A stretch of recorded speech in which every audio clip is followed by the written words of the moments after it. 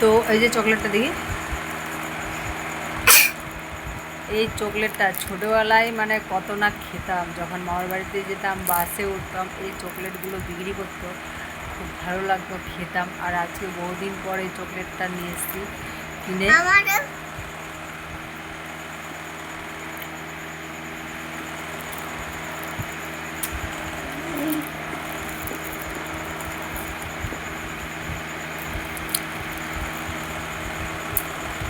আমার পুরো দাঁতের ব্যথা উঠে যাবে। আমার তো এমনি থেকে দাঁত মানে একটুখানি মিষ্টি জিনিস খেলে দাঁতের ব্যথা উঠে যায়।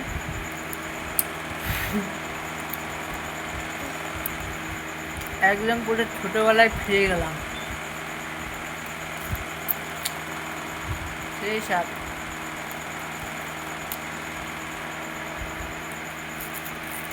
আমি মিষ্টি জিনিস তো এমনি খাই না।